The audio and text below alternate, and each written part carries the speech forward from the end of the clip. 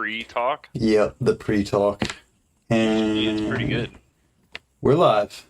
Yeah, usually it starts right there.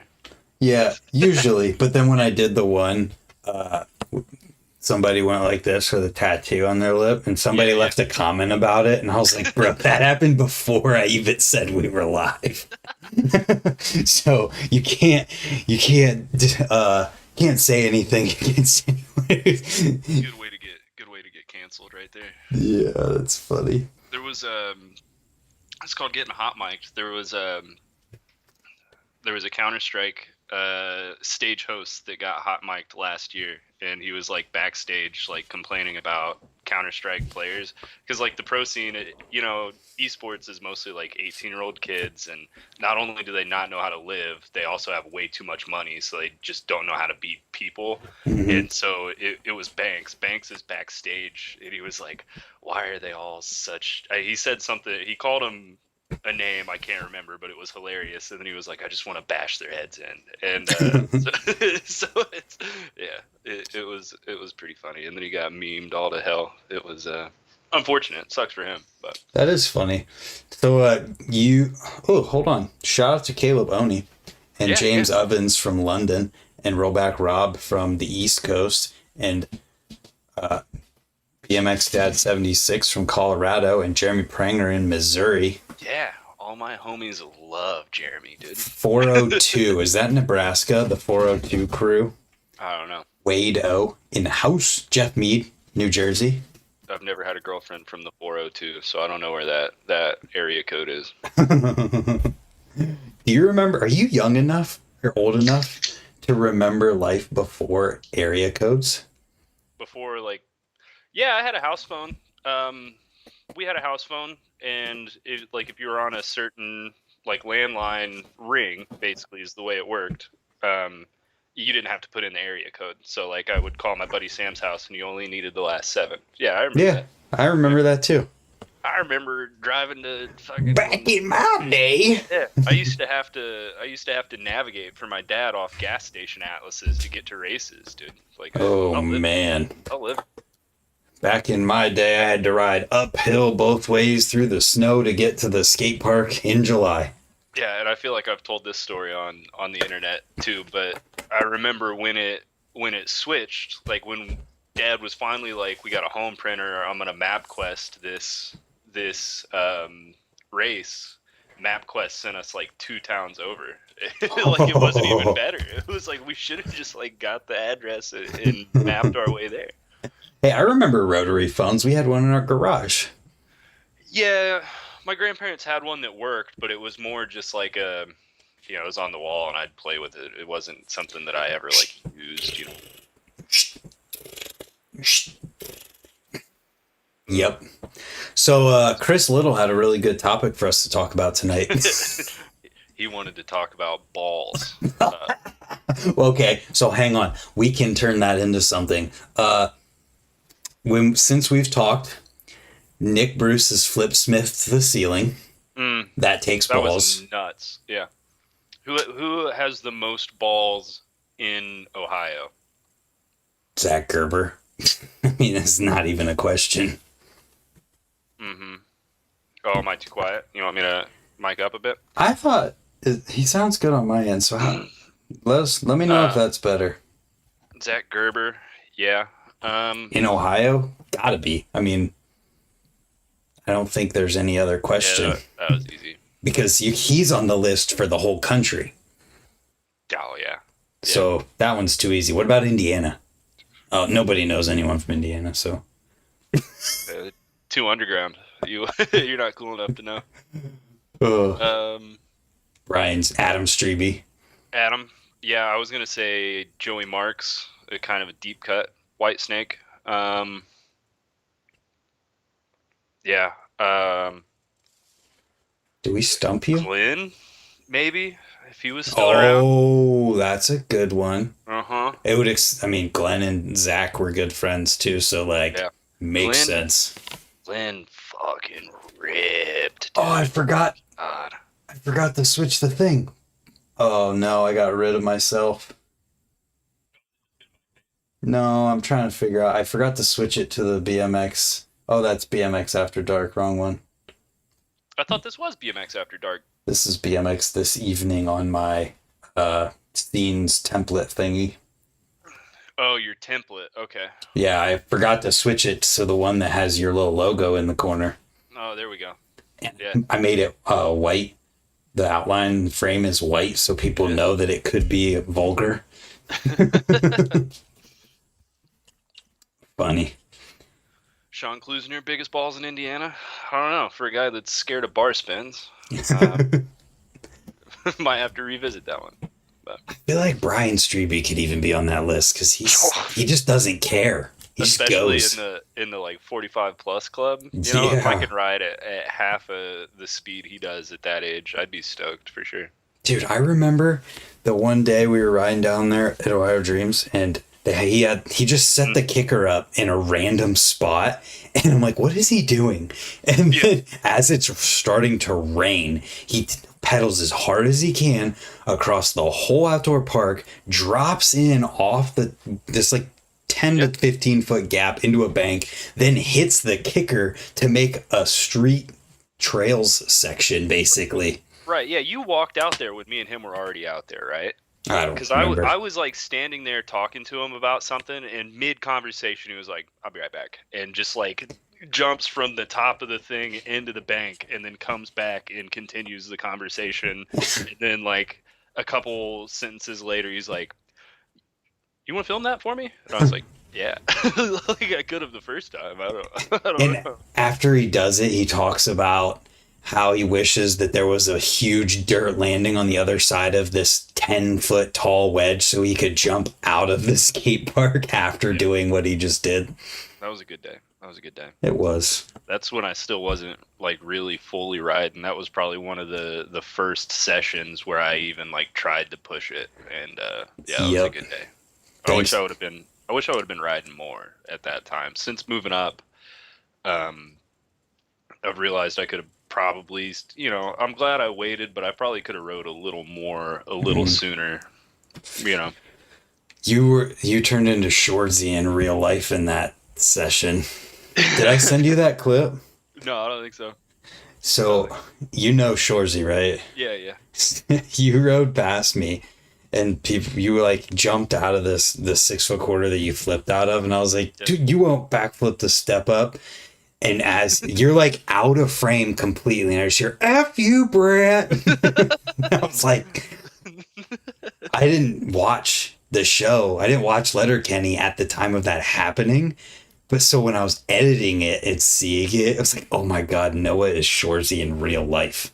Yeah, I need to sit down and actually watch that show. I only ever have watched like clips from it, but I feel like that show style lends itself to being clipped out very well. Yeah. Because I've watched a couple episodes, but and then they got like the new one. They got the Shorzy hockey where he's on like it's not a beer league, but it's like a AAA pro league or something. That one looks really good. I haven't watched that one yet. Yeah, I really want to watch that one. It seems. I just started a Q&A. Nice. I got some Brant questions. How's Brant been? What's Brant been up to? Riding, editing, playing way too much Warzone. Play a real game. No, I'm just kidding. That's fine. How do I see the chat again? Oh, there it is. That's a good question. I found it. What have you been working on the bike? Got any tricks you're working on? I you can talk about? landed, I don't know if I'd say landed a Foof Ice 270 Foof Pedal 270. It's a lot of tricks. Was there anything else? I don't remember. Yeah. That was the last one that I was really pumped to get because Ice 270 Foof is really, really hard. Yeah. I've been like slowly working my way back up to just do an Ice 270. I haven't done one since like Muncie still had a skate park, and yeah, I really want to do it. I've been trying to get like 5Ks back too, so I'll do like tropical storms. I'll do a 360 hurricane, and I've only like really committed to one or two like 5Ks, and I just I'd commit, where I like hop and then pussy out. But yeah, I'm just babying myself along. But I got over the what's that? That's weird that you're scareder of a hurricane than a 360 to Fufanu. Where did I do 3 foof? Isn't that what you just said? Tropical storm? No, oh, like 360 hurricane. Yeah, yeah. Yeah. My brain, when you said tropical storm, I was like, oh, maybe he's calling the 3 to Foof that. No, and then opposite hurricane, like switch 180, that would be a typhoon because it spins the opposite direction. But no one knows science. Yeah, I've been riding again. I finally got over the right hand. Yeah, it healed up pretty good. So I've been riding for like the past week or so, maybe a little longer. And I thought you had to have surgery. Oh, I had to have surgery on the left one, but I just didn't. I got a brace and I made it work. And then the right one, like I punched the thing on accident, and I was like really scared that it was gonna not work out. And I was off the bike for like 3.5, 4-ish weeks, and it's fine. It's a little sore. There's certain tricks that like it hurts to do. But nothing bad, Oh, there is questions in here. Jeff said best BMX commentators. Shoo. Yeah, we were talking about it on the phone earlier, and yeah. So, for as like a pallet wetter, like Crandall's the all-time GOAT, right? That's the kind of idea we're looking in here, right? He's good, but he's not the best. The fuck he's not. He's not the best. He is the best. He's not the best. Crandall is the preacher, and we are the. He's the very, very, very, very good. He's top 3, but he's not the top. Right. Maybe technical ability wise, but like he is Crandall, dude. He I don't know. Is that called nepotism? Nepotism? That word's too big for me. I don't know that word either. I'm just. You see this, dude? What about this beer makes you think I know that word? You do, though. Yeah, I do. James Ovens, Grot Bags. Grot Bags is very good. You don't even know who he is because you aren't qualified to be part of this conversation. That's why. Yeah. Grot Bags is a legend in terms of being an MC. He's Catfish's like person he looked up to. Yeah. And he is good. Yeah. We were talking about like sort of the modern day like X Games commentators like Doyle and Scotty, and Doyle's good. I brought up I think Doyle's good, but I brought up like a Daryl Now, who like is somebody who anytime he's on camera, like he just bleeds this fucking energy that's like just stoked on bikes. Just Jamie Bestwick is really good too. I do like Bestwick. Because he's quick-witted about it. Like, Scotty, Chris, and Daryl don't really tell jokes. Right. Daryl's really good at backstory and, like, telling little interludes about somebody. But Jamie will put jokes in all of that. And I love whenever somebody can tell a joke. Like, personally, one of my favorite announcer people that I remember from back in the day who hasn't probably announced anything in a long time is Trevor Gay. He used to announce the Dirty East contests and King of Rhythm and stuff at the Flow. And he'd be announcing and then he'd just like tell a funny story in the middle of his announcing. Right. And it was just great. Rooftop. Yeah. Rooftop at X Games was so good. Yeah. There need to be more people, especially announcing that will just say like that wasn't a cash roll or that doesn't count or not necessarily that doesn't count. I'm the biggest offender of that doesn't count. Like I don't count deck hops, bitch cranks. I didn't mean it that way though, because he wasn't as far as to say that doesn't count. It would be like, this wasn't quite right or something like that. Right. Yeah. Yeah. Somebody to speak for the community. But I think that's necessary to have that at X Games. Like Rooftop could be announcing BMX Park and it would probably make the whole event better. Mm-hmm. And then the riders would go back and listen to it and be like, okay, I'm going to be better. Mm-hmm. Daryl now could get the crowd stoked at a funeral. That's the truth, dude. In his little parachute pants. Speaking of rooftop, have you ever watched all of Et News Forward? No. Yeah, I didn't figure. I'm not qualified for that I conversation. don't know why I talked to you. Probably shouldn't. You should probably just quit so I can go play more Warzone. So if you've never seen Forward, like, what's your favorite full-length video? I honestly, in all honesty, have only watched a couple all the way through. Honestly, I can't even think of which ones they were. I think I watched Electronical all the way through one time. Okay. All right. I'm not saying that's a pick, but I watched it. I have a feeling it's going to be more worthy than whatever you're about to say. I can't remember. I think I watched I watched Salad Days. Yeah. Because that was recent. Ohio staple, have to. Yeah, I just watched it. Mm-hmm. Well, you were at the premiere with us, weren't you? Oh yeah. Is that the one? Well, I watched another one that was online for like only a day or something like that. Mm-hmm. So you've never seen Anthem 2? Not the whole thing. I've watched parts of it. Never obviously. seen Deadline? Not the whole thing. I've seen Garrett's part. Man. I pride myself on this at this point though, because I like to not know this stuff as a like young person coming up and then watch it with the brain I have for BMX now. Because I feel like I can appreciate it more. Oni had a good one that you won't be able to watch on your YouTube channel, but Do It for Albert Street. Albert Street is a banger, dude. That's a good one. Oh, I watched all of Miracle Boy and Night Mist. That's not a full length. That's a documentary. It's a good video, but I knew it would get you going. That's why I said it. I got it.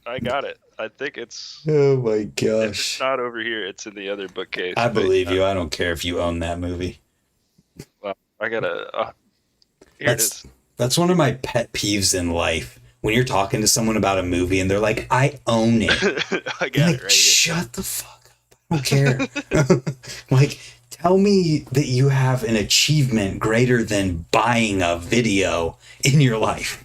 Yeah, Brant. Well, you see, some BMX riders are fucking cool, and we grew up watching these things. That's so that okay. video case, like, that's okay. But bragging about owning a movie or a video or a DVD is lame.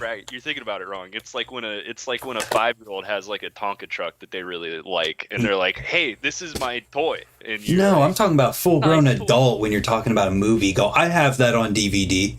Like, yeah, no, it's, you know, in some cases I get it, like dudes that want to talk about their chains and shit. I really don't care. But like when somebody brings up like that, or like you know, trans world like flip side, I'm like, oh, I got that, you know, like I watched. I remember that one. Did I watch all of Headlights? Square One's good. I watched all of Headlights. Yeah, Headlights. Because I did a review on it. Which one's Headlights? The last Ride BMX one. Yeah, okay. It's modern. You ever watch Lightworks? That's a Bobby Canode's. I know what it is. Dude. That one, Bobby Canode had some influence on me, dude. Because, like, that was in my high school, like, era. And, you know, it was, like, when I was on OSS a lot, just like really kind of starting to understand, like, you know, the industry and the scene. And I just remember that coming out and being like, this is fucking sick, dude. Like, yeah, that was a good one. Luke Suave asks, why do you not watch full lengths? Because my attention span isn't big enough to be able to sit down and just watch an entire video unless I specifically have like a reason that I care about seeing like the entire thing or everybody's part in it. Like, I would be more apt. I watched Bitch Cranks Anonymous the other day, the whole thing. That's a fucking long watch. Dude, it's so long. Matt, next time you gotta not use half the clips that you Nah, got. don't listen to Brant. Fuck him. Put everything in there. He's mad. Make Don't Bitch listen to Cranks that shit. 3 out of the second half of Bitch Cranks Nah, 2. dude. Fuck that. I want to see the boys in the Kmart buying frozen peas or whatever the fuck that That's clip was. Dude, I love that shit. Listen, That's more like, of that would be totally cool. yeah, that's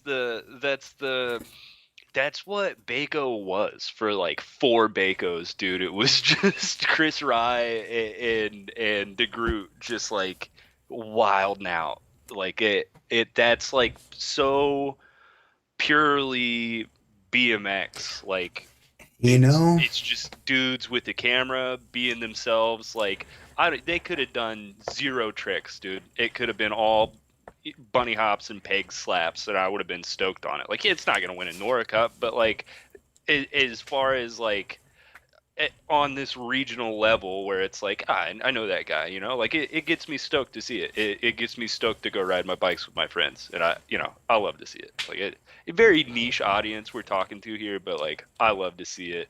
And if that dies, BMX dies. So don't ever stop. I'm gonna have a hot take here, and you're gonna Yeah, love it. yeah, let's hear it. What you just said and the videos that it applies to have a essence of purity to them that very few things that come out today have, because Yeah. is those guys were, maybe they were, but it doesn't seem like those guys were setting out to be like, all right, we're gonna film this video and it's gonna be awesome and we're gonna put a ton of like work into this thing and it's our objective is film video. It felt more like they're just going out having fun, documenting whatever they wanted to document, and they just did it for the love of just doing it. Whereas today, even Instagram, you have people who are going on missions for their clips, and like, yeah, that's what you love to do, but that becomes like work at that point more than just I love putting in 2 hours of hard work for this single Instagram clip that's just going to go away in a few days. And so when you see people like Matt who are going out and he's just filming for the love of filming and not necessarily worrying as much about certain elements of it and just doing what he wants to be doing, it feels more pure. Did you see that P-Rod P-Rod podcast clip that went around Instagram, the skateboarder? If it has a skateboard in it, I don't. It was a podcast clip, and you're gonna like it because he's talking about how. Wait, can I just like pull it up? Maybe, I don't know. I don't even know how to find it. Jamie, pull that clip up. Where is he? I need him. He's talking about. I don't know how to find it. I don't know how someone else could help me find it, but he's talking about the extreme level of skateboarding and just adding tons and tons of kickflips, the equivalent of BMX, like flips and bar spins and adding tail whips and everything. And he's saying how there is a lack of soul to these things. Oh, yeah, where they're sitting in the living room. I did. Yes, see that. and it was like up until he said something looks like ass, I was like, I'm on you. I'm with you.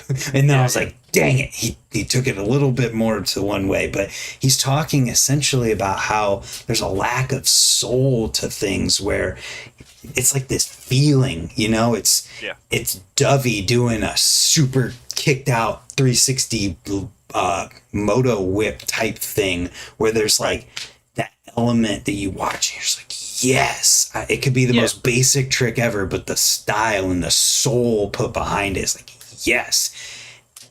It's that old adage where it's like I'd rather see somebody do like a really good one-hander as opposed to like a double whip that's ugly. You know what I mean? And to go back to the bitch cranks thing that we were talking about, like when you were I could see your chakras aligning when you were explaining like the purity of that and like how you dilute it when you go on these missions. That's why like when I had like that fetish with posting just dog shit looking clips on Instagram because I wanted it to feel in some way like it was, you know, like I wasn't like, oh, because you know the stark reality of it was like I'm a knob at a skate park that was like I'm gonna put my phone on a quarter pipe and video myself do the twig. It's like that's kind of fucking whack if you boil it down to just what it is at its base layer. Damn, So Noah's like taking shots at me. I'm taking shots at myself too. I do it. I do That's it. my whole entire life, man. Yeah. But see, there's layers to it, like a Shrek onion, dude. Because like you have this like untainted mind where you haven't watched any fucking videos, which grinds my gears. Like you're a filmer. I'm and you gonna haven't not watched watch them on any purpose videos. now. It just gets me going. But it's like you have been doing that since before there was really a motivation. You know what I mean? So like, I'm still a you're just 13-year-old gonna kid do it, at the skate you know? park setting up my phone to film myself because it makes me happy. That's Right. it. I'm not the same way. Any trick I did from the age of, from when I started riding till, I had a phone that I wanted to film something, like 2018, all of that, fucking, it's a whisper. It doesn't exist on video. Like we just did it. I went to the skate park. It was an activity I did after school. Mhm. I never really thought to film it. I mean, there are clips of me riding. Like my mom's got videos of me at the races, but like I just didn't think of filming myself riding. And so now that's why I have that like complex almost, where it's like Being you. Are you okay? Do you need a second? no, like I had an eyelash, and then I was getting everything put together. Once you learn how to grow facial hair, you'll understand that Bro, there's a lot going on here. this is a day and a half. It looks cute. So I want to also make sure I put my disclaimer out there that I was not trying to equate tail whips and bar spins added to things to not having soul, because there are genuinely people who enjoy that, and that is like how they put their soul into their riding. Well, you can do a fucking super soulful tail whip. There's Mark Webb used to do these double whips where the first one would be super quick, and then he'd like super extend the second one, and they were gnarly, dude. They were freaking cool looking. Like, it's And I would put, just because they're from Ohio, not just, but it's why they come to mind. Like Nick and Marcus are two people who, if they didn't compete the way they do, they probably would still ride the way that they do, because that's them. yeah, they're on like a different level though, because like if I'm gonna be honest with you here, their riding feels a little hollow to me. Like I'm not saying it's not amazing, but they are robots, and they are 10 times better than I'll ever be. But like there's a difference between an Aiken 3 look back and a Christopher 3 look back. You know what I'm saying? There's a tail whip before the look back, and right, exactly, and that's why he is the best. But you get what I'm saying. Mm-hmm.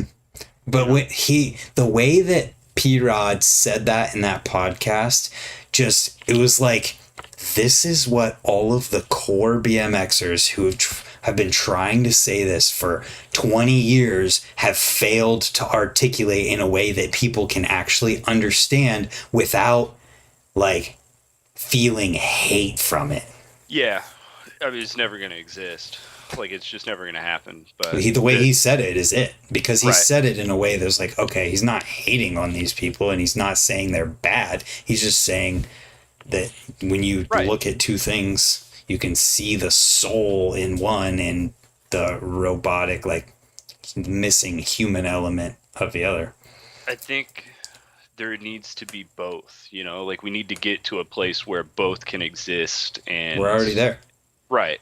It already can exist. As a culture. I think we're there. I think it's very few people who are like, if you do this, I can't ride BMX because people do triple tail whips. Oh my God. Yeah, it's a vocal minority, but Imagine being the person who goes to ride their bike and has a worse time because other people do certain things on their bikes. Like they're not even existing. They live so rent-free in your head that you can't even go ride without and enjoy it without just pure like angst for it. I think it's funny. You got a lot of balls to talk about angst with that haircut. Hey, it's not a phase, Mom. That It's not a phase. I didn't change. Everyone else did. was a low blow. It wasn't a low blow because I didn't change. Everyone else did. Everyone else used to look like me. Guess what? They all changed. I stayed the same. They were posers. You can finally call somebody a poser, Brant. Look at you. Well, you know. I will never accept you calling me a poser again. You've never seen fucking Etnies Forward, dude. I watched Rooftops part. Yeah, that's the first part. You could have turned on the whole DVD. Watched Ruben's VHS part. and watched the first 5 I've seen minutes. Ruben's part. You seen Ruben's part? That's another good one. But you're missing out on Tarada, Joe Rich, Taj's part, then. I probably watched Taj's because I probably reacted to it. Yeah, Taj's part is good. He's got the like down, not even downside, but he does like the crank slide on the wedge to wall. There used to be a wedge to wall at Four Seasons between 2 quarters, and he like sprocket grinds it like sideways. I can't remember. It's one of the coolest. Do you ever feel like your brain is at a point where your hard drive is full and you can feel the too old of files being deleted as new ones are coming in? No, I have that. I have like brain holes. That was weird. Yeah, that doesn't sound right at all. But like when people talk to me and they're saying things about something, and I'm like, I know that I know this, but it's not there. Like it's just gone. Like I've bashed that part of my skull in too many times, and it, deleted that memory. So. Yeah, sometimes I feel like my hard drive's full and I remember something and I'm like, oh, I knew that. But for some reason, something else took its place in my brain for a little while. Yeah. I feel so bad whenever I'm meeting people that I've already met before. Mm-hmm. That one's the worst. Yeah, I'm pretty bad with names. Yeah, me too. I hate it. But that's why I try to just not use names as much as possible. I just go like, hey, dude. What's up, player? Yeah, like, dude. If I call you what's up, man, it means yeah. I probably. Well, see, and then I get nervous, like thinking that if I say what's going on, brother, or something, like somebody might be like, what, does he not remember my name? So now I do it to everybody. Even if I just saw you, I'll say it just to like cover up. Yep. Chrome, I'm going to get through these other questions that are here. Chrome Salvation. What's favorite 80s freestyle bike? I'm the wrong person to ask that one. CW Phase 1. Harley Freestyler. I don't know if you could call the Phase 1 a freestyle bike, but Dad had one in the 80s, and I think they're the coolest things ever. That's why my bike is the color of yellow that it is, because there was a CW Phase 1 that was like that yellow with like blue accents, and yeah. That's cool. CW Phase 1. What is the best and worst colorway for a frame ever? Rollback Rob. Best is black on black. Worst is also black on black. They look so good, but everybody fucking does it. So there you go. Well, I don't like it. Kind of a cop out, but I like it. Yeah. Yeah. I think the Raw's overdone. I think Trey Jones killed that when he had the legit rust bike. That's a cliche now. Trans colors are like super in right now, and They're cool. They do look good. Yeah. I'm over it though. It's hard to keep them looking good. Right. Mm-hmm. It's just really hard. I like the Fit they make this complete. This is 16-inch complete that's like candy red, like almost like a bass boat sparkle, but like a little less sparkly. Mm-hmm. And it's got tan walls on it and all chrome components. I got this 16-inch bike in at the shop, and I was like, fuck, dude, I gotta buy a new bike and make it look like that. Like, it was awesome. It definitely did a good job. My buddy bought that bike for his daughter and just sent me a video of them out riding today. She was riding it. Looks good. I have to think. I mean, this is a really subjective question just because it's going to be personal for everyone. I love I had a Stairmaster frame that was neon green that glowed in the dark. Yeah. I just loved that. One day I will have another frame. I have the exact powder and everything. And I even emailed John Lee when he worked at FBM, and I have the powder number and everything, so I can order it again if I ever want to. But I have a bag of powder to use. Worst is tough because it kind of depends on the bike. There's not a lot of bikes that I look at and I go like, nah, fuck that. Well, it's when there's a ton of mismatched colors, you're like, oh, that sucks. I don't even really mind that, because like that to me is almost like a rite of passage, because you know how it gets like that is it's dudes that love to support, and they go into a shop and they're like, I don't really need anything, but that bright blue seat post clamp looks fucking sick, so I'm gonna buy it. You know what I mean? So, is people who they ride hard and they break stuff, or they go through parts and they just use what they can get. I mean, I had a bike at one time that had an orange frame with purple braid cables, a purple and a red pedal, a cheetah print seat with a green seat post. This was all on the same bike, and it had pipe cleaners on the hubs. This is all on the same bike because it was just, I rode what I could get.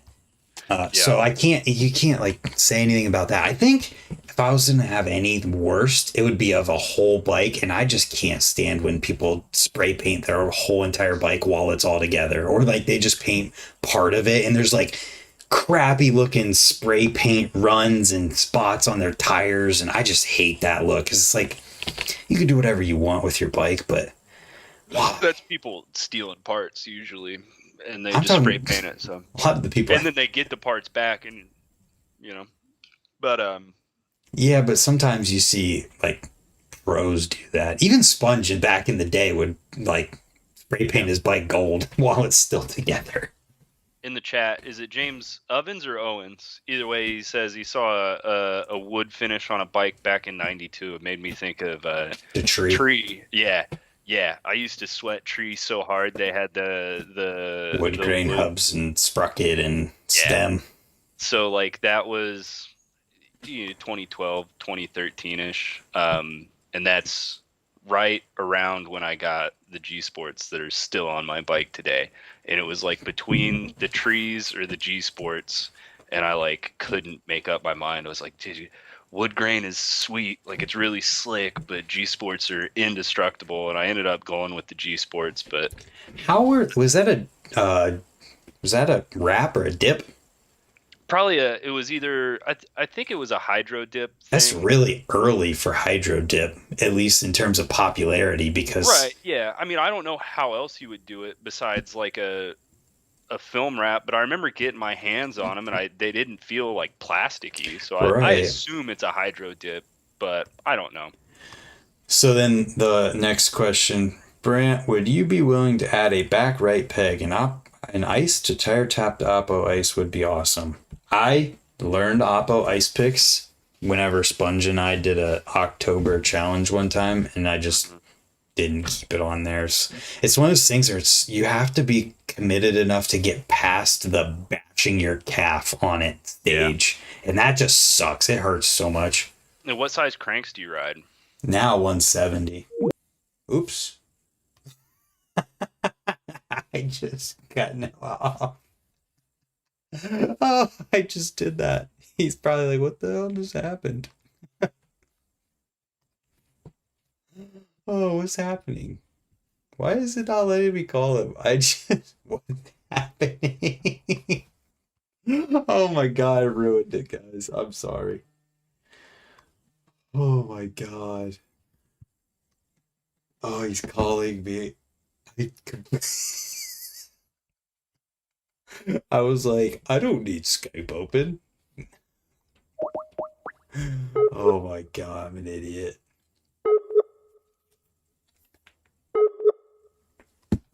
Oh, this is funny. Damn it, now it's not gonna work.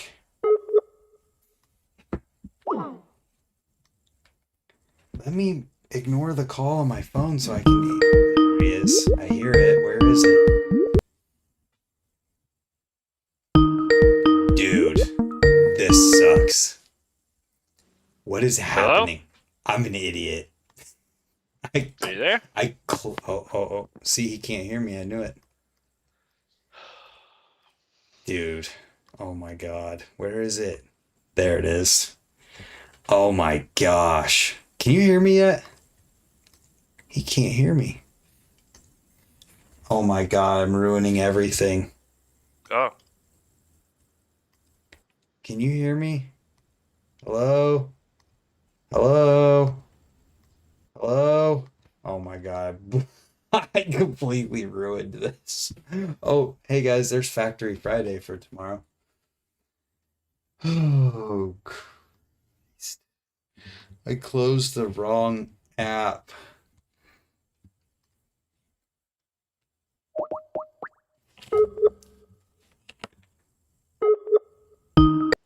Oh my God, this I don't know what's is happening. failing. Can you hear me now? You're muted. I'm not muted. I'm not muted. There you go. So I looked over at my open programs and I was like, I don't need Skype. Why am I Oh, is slowing that my what happened? computer down? I just closed it. Yeah. Well, and then my computer had like a heart attack where it was like I could see in the like live stream that you had me on your screen, but I was like, I don't see Brant's face and I can't hear him, so I don't know what. And the really weird part was it looked like I was answering you and shit too. So I was like, what's going on? Oh God. Does Tree still make anything? I remember around like 2021 they like randomly sent me an email to the email I used when I was like a kid, and they were like, respond to this and send $3. We'll send you a pack of stickers. So like I know I think they still sell like T-shirts and sprockets and stuff on the website. Well, I let's think, find out. yeah. Tree Bicycle Co. The I know website's still there. I talked to Habbo about it at the Legends of the Fall Jam, but I was hammered. I don't remember a word I said. I just remember talking about Tree vaguely. Well, their parts sold out, sold out. They got a headset cap. They got some spokes. They got a cap bolt. They have a light bolt sprocket. They got some bars, seat post. They have some things. Wow. Hubs are sold out. They have spline drive sprocket.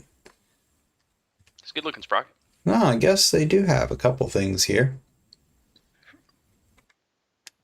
Interesting. Well, yeah. I guess they're still kind of around. I don't know what they're doing. Who's on their team? Sam from Tree. Mason Burke. I don't know that name. I've heard it before, but I don't know him. Timmy Theus? Wonder if what he's up to. Huh, Hoppo's on there. Yep. Anyway, got any more So, questions from people in Instagram? Dylan wants to know how we met. Oh, that was the question we were supposed to ask you, because you could tell me if I'm wrong here. Yeah. But I feel like you made a Scenes Not Dead video, maybe the first one, I don't know, but you made one. And then what episode was New Philly? I don't know. You hit me up and saw if I wanted to go to New Philly, and that was it. We had met at Ray's a couple times before that, just like in passing. I remember the very first time I met you we were at like Ray's, and like it was early. I mean, I don't exactly know what year, but it was after you did the Park Tool thing. You were doing the Park Tool videos on YouTube, and I was like, "Is that the guy? I think that's fuck guy. I'm gonna go find out." And I was like, "Hey man, there's this video on YouTube where you made like a DIY dual upper cable, and I thought that was cool." And you were like, "Cool, thanks." That was pretty much it. I'm scrolling to the top of our DMs right now to see what the first thing Oh yeah, no, was. that was top of our DMs is definitely me going like, "Hey, coming to see No Promises. What's up?" Wait, you were there? Yeah.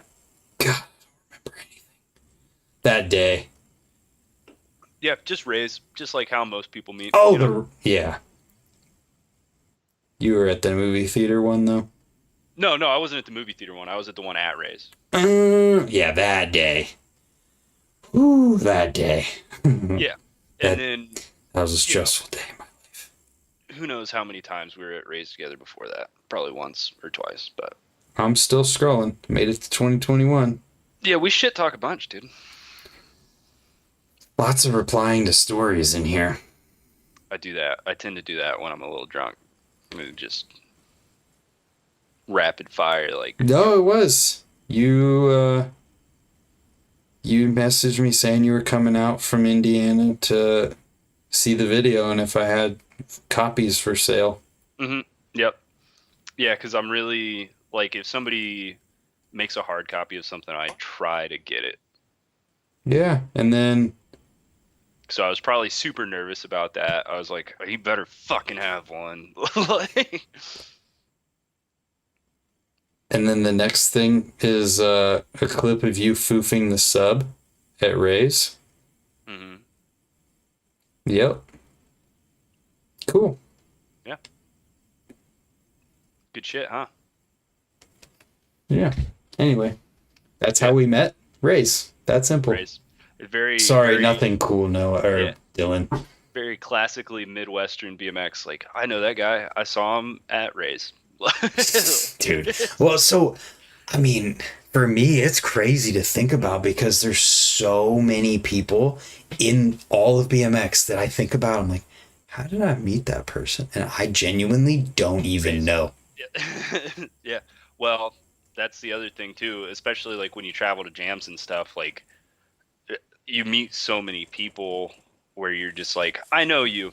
That's it. Like it's just a fact, Yeah. you know? It's crazy to me to think about some of those people that I've met. I'm like, I don't even remember how we actually became friends.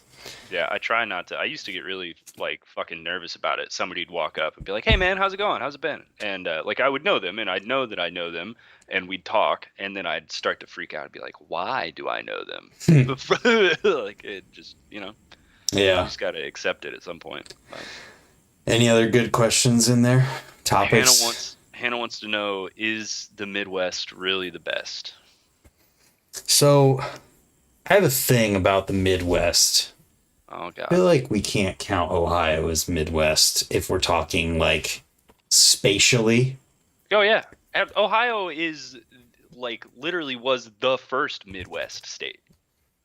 So I feel like if you look at a map, Midwest, You're thinking about it all wrong.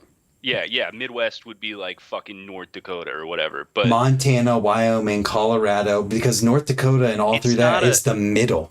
it's not a geographical name. It's a logical name, right? So when the United States was I can't believe I'm fucking doing this right now. It's a So when the history United lesson. States was expanding, right? It didn't go 13 colonies, boom, United States. It went 13 colonies and then they gradually started pushing out past the Appalachians, right? So like the first places to get settled after the colonies would have been the Northwest Territory. It would have been Ohio, Michigan, Indiana, Kentucky, Tennessee. Even though Tennessee's not technically Midwest, but that's because of the Mason-Dixon line. Kentucky's not even. Kentucky's Midwest. No, it's Kentucky's not. Midwest. I'll fucking fight you. No, it's Kentucky's not. Midwest. Yeah, it's in the According tri-state. to It's Midwest as shit. study.com, it is not. They don't know fuck about shit. Okay, Kentucky is Midwest All because right, rude. it's north. It's north of the Mason-Dixon. It is Midwest. Okay, but so that time period, like 19th century, we were the West. We were all West, right? So then the gold rush happens, and you have the frontier. What's that? More West? No, it's just the West, and now we're the Midwest. But there you go. That's basically all right. I'm If going to we read what Google says, and you can fact check yourself here. if we would have went the other way, we'd be the Middle East. You know what? If you know, Why is it called the Midwest? When the region was first brought into the new nation of the United States, it was known as the Northwestern Territories. Later, the region's terminology split, with the western part of the region being called the Northwest and the eastern part being called the Middle West. There boom. you go. Fair enough. Yep. To answer, and all of this just to answer Hannah's question. Not where I thought this. Yes, not where I yes, thought it this is. Yeah, because you got like East Coast Street. That's like a really hard identity. And then you've got like West Coast, which I feel like the West Coast riding's identity is really morphed throughout all of BMX. To where it is now, I feel like it's a really kind of authentically Californian feel. Like I feel like they're off in their own bastion where it's just like They're gonna so, end up East Coast whenever California just completely goes to hell and becomes crusty like the East Coast. yeah, well, but it'll still have like the people are different, right? So like there are parts of it that are crusty and dilapidated like that, but the people are so fixated on like making you believe that California is, this fucking golden utopia that Come they have would, some avocado toast. right. Yeah. So like I feel like those are kind of the three main categories. I've never felt, and fight me, I've never felt that the South really has, like, especially like the Southeast, I've never felt that they've really had like a strong identity as far as riding. Like when I think of an East Coast rider, I think of like Edwin, Desmond Rhodes, uh, uh,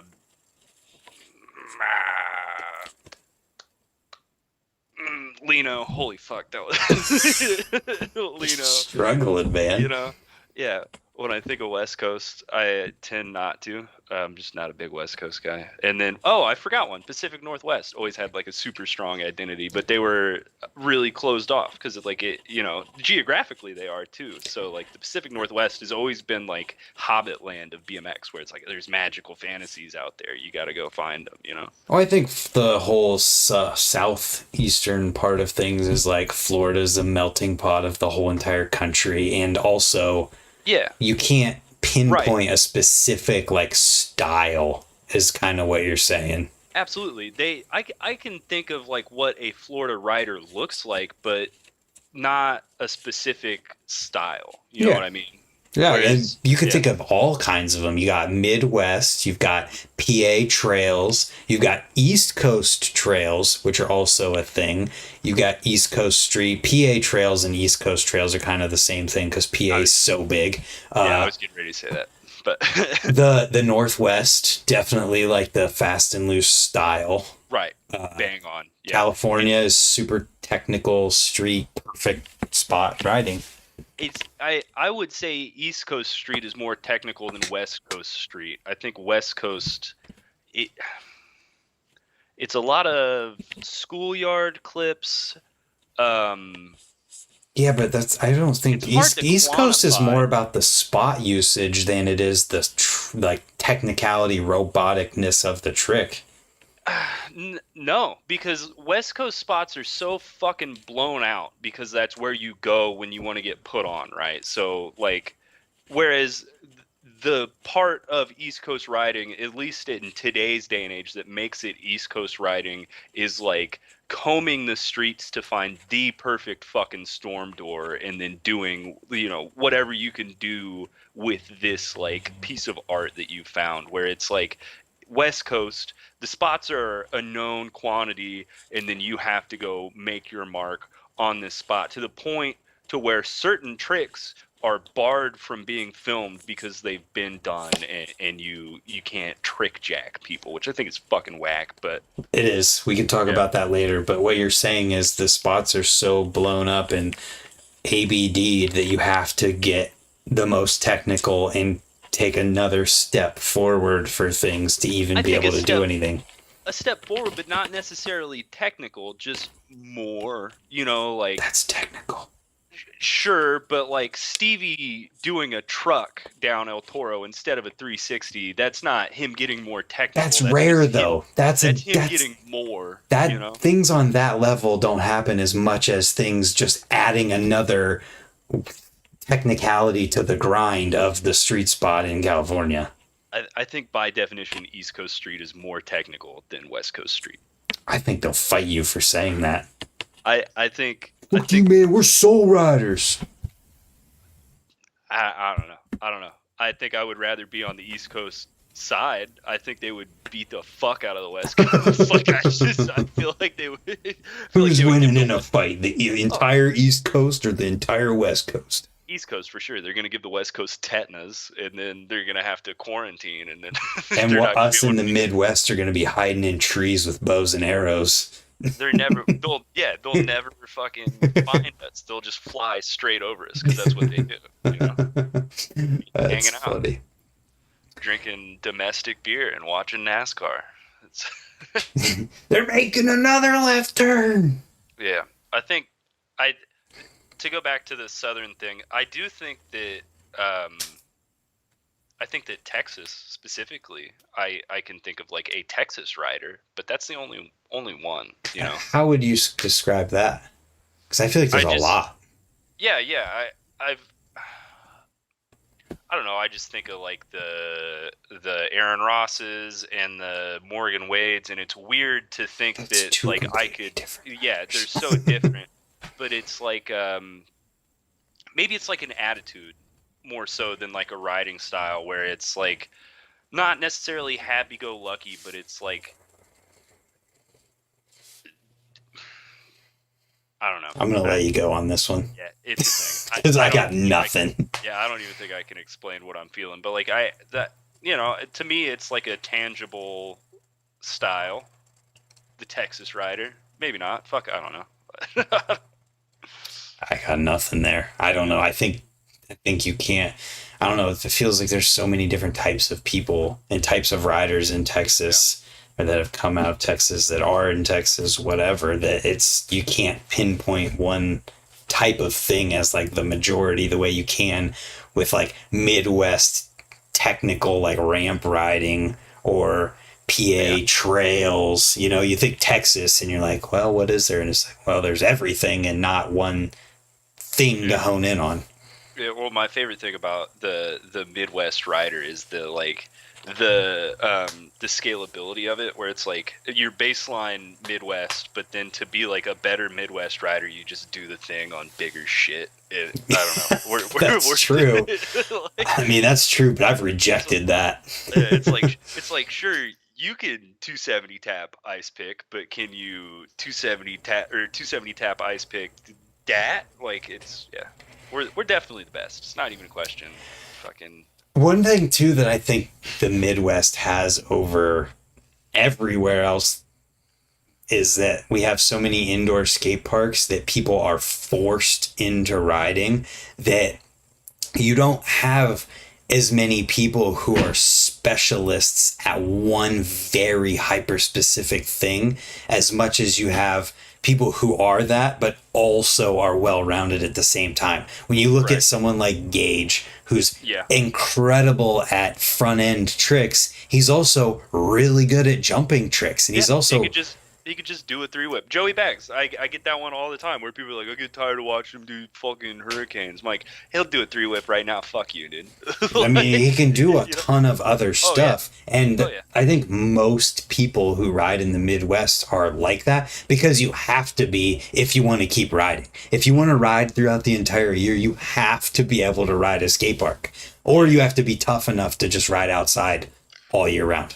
Yeah, I think the other thing that really defines the Midwest is a product of the indoor skate parks, but it's the underground, where it's like we have a lot of riders who are notable that might get sort of overshadowed in a different scene, but because the Midwest operates the way that it does, like people like me, you, the guys that really live and breathe it, just idolize them. Nathan Powell, that type of idea. Del Basso, however the fuck you pronounce it. Like dudes like that, those guys fucking rip. And you know what's crazy? What? When I went to Skater's Edge, or the Edge, I guess they call it now. Mm-hmm. There are so many people up there that you have never heard of before, like on another level than the Midwest, I would even say, because I feel like a lot of the people here, like, someone who knows this person. There was people that showed up at this jam that I don't know anyone who even knows that person, and they are insane. Like, just the incredible, like, to the point where they could be a pro rider and that's their job. It's just didn't happen. Right. And that's something that like shatters my brain regularly, especially driving any place. Like I'll be driving hours on end to get to a jam, and I just think about like how many towns am I passing right now with a local skate park who have like just hidden gems, like riders that would fucking blow the roof off of things that like we just don't know about. You know what I mean? And that's kind of the beauty in BMX is that like it just happens, and we can kid ourselves all day long and say we're tuned in to, you know, who's hot and who's the scene. But right now there's some kid out there just, you know, breaking the nails out of a backyard ramp that we don't even know exists. Like it's just the truth. Yeah, I would also say there's probably fewer than any other time in history, though, just because of the internet. Like, it makes it so much easier for people to find out about somebody. It's natural. It's just going to happen. Versus before the internet, you know, there's people literally everywhere because nobody had the internet to even see who anyone was. I would say it almost to the opposite, where the internet gives us that false sense like we have found all the hidden variables, but really it's just pushing whoever has found the right way to game the system. So like we have no clue of knowing what's really out there, because like the people who are basically, you know, that have the mindset to ride a bike the way we do aren't necessarily the kind of people that are going to be like self-aggrandizing, that are going to be like, oh yeah, I'm the shit, I'm the fucking best. Like, Oh, they're you just don't going have out to be that to post on Instagram. but to gain like that you have to self-promote to like get into that system. You have to be the guy that goes on your story and is like, run up the new post, share this shit. Like, and there is X amount of BMX riders that are willing to do it, but like the dudes that used to go rip up the skate park when I was 13, they did not give a fuck about that, dude. They were going to the skate park to ride with their friends, and they were going to burn the house down whether anybody was watching or the world was watching. You know what I mean? And I would say that, you know, per capita, most BMX riders are kind of like that. And the people that aren't are more likely to gain the traction in the algorithm.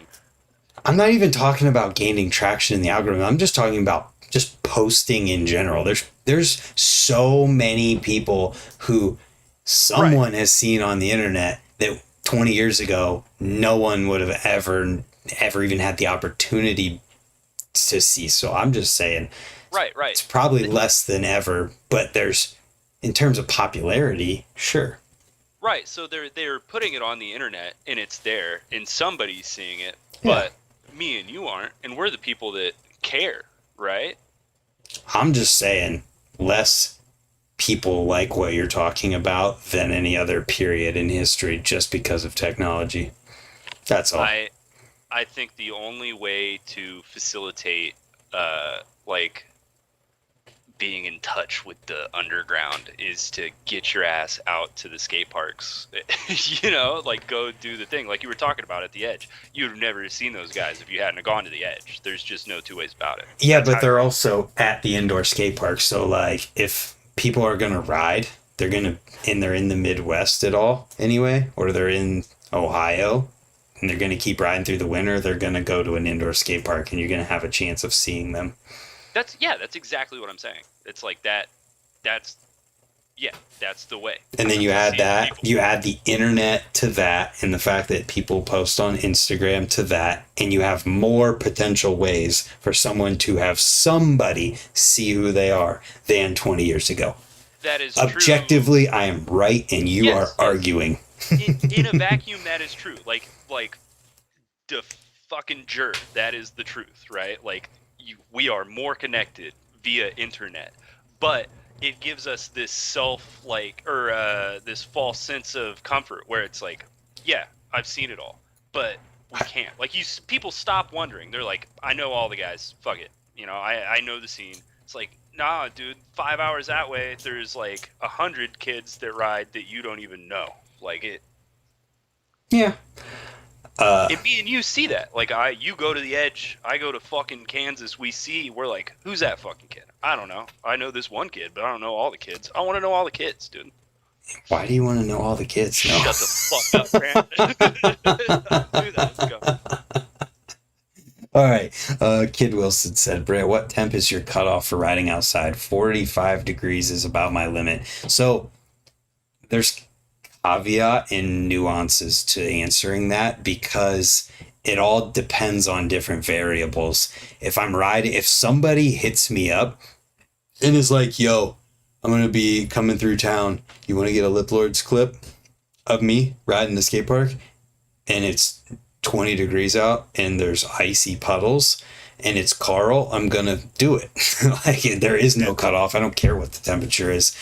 But like, and if Sponge wants to go ride, like, it depends on if it's raining, snowing, cloudy, windy, whatever it might be. 45 generally is like, I don't want to be outside when it's less than that. Yeah, that's usually right around 40 is kind of like my cutoff. The lower bounds, I don't really have an upper bounds. I'm going to fucking, Yeah. I'll ride. Dude. I'll give myself a heat stroke. I don't care. I remember one specific example of filming a Lip Lords clip in the heat of summer where it was like 95 degrees and I was just refusing to not get what I was trying. Everybody else is sitting in the shade at the skate park. There's like 5 people there and I'm just like non-stop going until I landed a trick. See, I can't do that. Like, I can't ride when nobody else is riding. Like, if I'm like trying a trick and then everybody leaves to go do a thing, I'll leave to go do the thing with them and then come back because I just don't like riding alone. And I know that like sounds kind of poserish where it's like, oh, people gotta see you ride. It's like, no, I ride alone every day. But like, if I'm doing a thing, like, I need people to fucking pump me up. Like, I need to bounce off people, and that's why I've never been really good at like going on filming missions. Like, I can do it, but I hate it. I always get hurt because I don't have that adrenaline, Yeah, it's really hard to ride alone. I feel like I'm lucky I don't ever have to ride alone because I can film and I use those little like trick goals that I do even if I'm riding with people as the motivation to be like, oh, it doesn't even matter that nobody's here because I'm so hyper focused on whatever I'm doing that I don't care. But it is always better to have somebody around. Yeah, like if I can't get anybody to ride with me, I'll do I have like a warm up list that I do, and I'll basically just do that, and then I might like tinker around on something just because like I have the warm up list that I do, and then I hate the idea of stagnating in BMX. Like, I feel like the progression is really what kind of hooked everybody. So like, no matter what it is, even if it's just like, I've never switch aired that specific quarter pipe. Like, I'm going to do something new, or I'm going to tic-tac around on like a dumb lip trick that I want to do. I'm going to sit in, I cannot figure out how to sit in those ice picks like you do. I always try and dick around with that, but I swear it's because you do it on a small quarter pipe and your weight like pins the wheel to the quarter pipe. That's part of it. Yeah, I ride man-sized quarter pipes. And I can sit there and do it on a 6-foot quarter too, but it's way harder. Not all of us have talent, Brant. So you have a mini ramp that's perfect for it. I could do any ice pick trick I can do in that mini.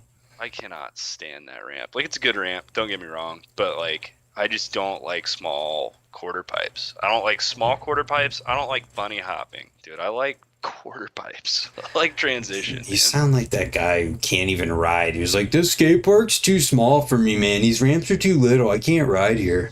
You know that's not true. I rode Race Street with you like a handful of times, and I didn't bitch once, dude. Like, I'm stoked to ride anything. That to me is like a very real thing too, where it's like people complain about their local or whatever, where even like the one that gets me going is Changa. People are like, Changa's too slick, skate park sucks, blah. I'm like, dude, it's fucking Changa. Like, 13-year-old Noah would have killed to go ride Changa, and you're bitching about it being half an hour away from you. Like, go ride Changa every now and again. No one would complain about Changa if Ray's never existed. Right. But Ray's does exist, so I'm going to go there instead because they don't have to mop, and people, it's that simple. Changa is just too slippery, and I don't like the main thing. It's not even bitching. It's just a matter of like, when I'm riding, I want my priority to be what I'm trying to do, not, okay, we have to make sure we get the trick, but also land perfect enough that we don't slide out and die. Yeah.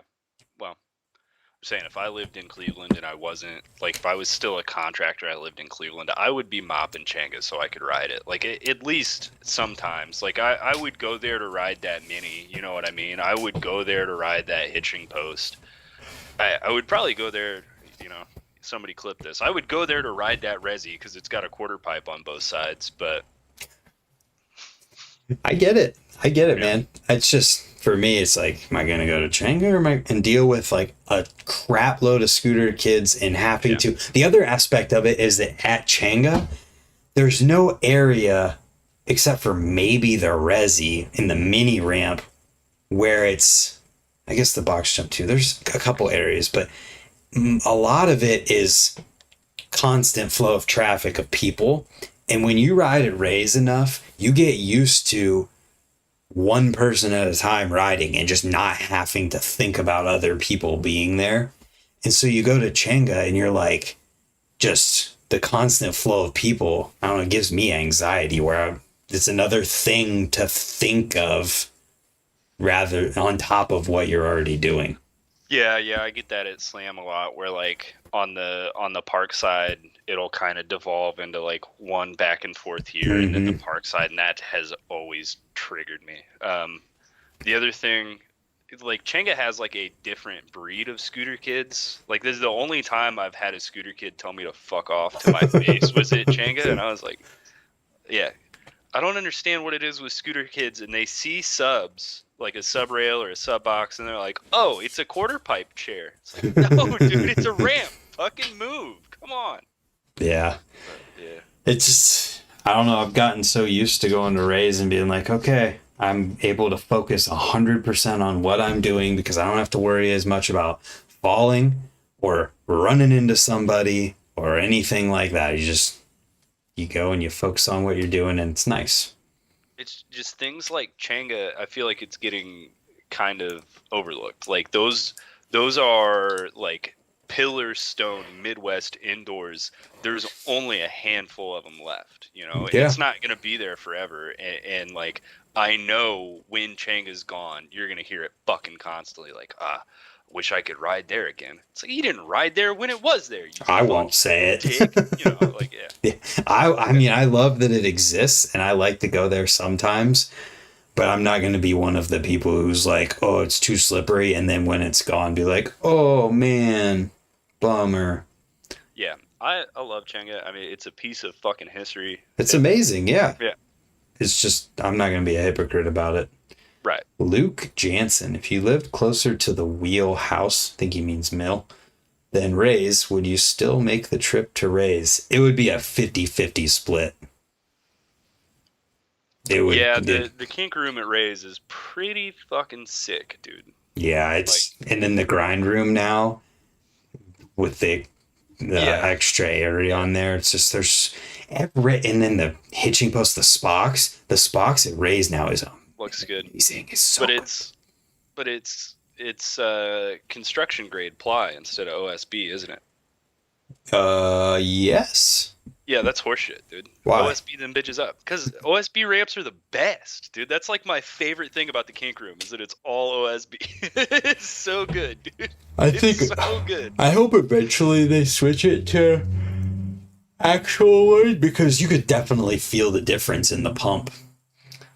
What, the kink room?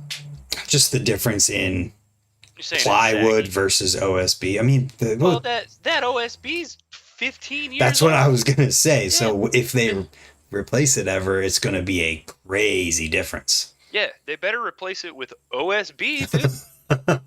Fuck plywood, fuck skate light. I want OSB ramps, dude. That shit rips. Did you ever get to see Jeremy Ball ride that room? Do you even know who Jeremy Ball is? I know. Dude, you fucking yes. How dare you judge me, Mr. I've never watched Standard Country. Go fuck yourself. Somebody put that on the internet. That's too funny. Yes, I knew who. Yeah, I got a funny Jeremy Ball story. Hey, So, Chris wanted us to talk about balls. very fair. Should have just started off with this. Wes Huddleston one time was like, Noah, your 360s are so dog shit. This is Jeremy Ball. He's gonna teach you how to 360 better. And I just couldn't figure it the fuck out. I That's still have amazing. just dog shit ugly 360s. And then Wes was like, yeah, if he can't fix it, you better just quit doing that trick. It's And like a horse with a broken leg. We're just gonna shoot you. just put him down. uh, Yeah, no, he rips, dude. Boy, the way he would ride that room, it's unbelievable because he would never pedal ever, but he could just rip around and hit every single wall ride, every transfer, everything perfectly without pedaling one time. Yeah, that's the way it should be. You should never pedal in a fucking bowl. You should Yeah, get ostracized for correct. pedaling. But when you have 15-year-old OSB, it's hard to keep the same speed. And that's why it's incredible that Jeremy could do what he did. Go higher. Higher. It is. I just yeah. I would bet money that you couldn't take an entire 1 minute run and hit different wall rides without taking a crank in there. I would bet money you've filmed me doing it. There's no way you could make a long I hate run to without break it to you, pedaling. Grant. Like I know I'm not the best rider, but I'm not dog shit. I'm not out here pedaling in bowls. Dude. I'm Like, gonna who do go you think find I a am, clip dude? of you pedaling in a bowl right now. Oh man, I'm gonna lose. I bet me money. You can't find it. I'm gonna lose. Noah's dying on this hill. Yeah. That's funny. No, it's just difficult. I can't do it. Whenever I go to hit the curve wall ride line that I do, and I carve before I carve over the spine, I have to take a crank to go as fast as I want to go. Air your tires up. I only need 60, bro. You'd think with all them fucking mushroom pills you're taking, you'd be able to muscle up some speed. Yo, There, pal. shout out to On It. Use my code Use code BRAMP. and hit the link in the description for a free trial because it actually makes you feel better. Use code NOAH. They cost 10% more. They won't even sell them to you. No. That's funny. What's next on our... Is Hannah's the last question? Let me consult the list. Noah, we're going to take your chain and sprocket off and make you ride in that room. See if you can even do it. The only thing that will be in danger will be my knees. So.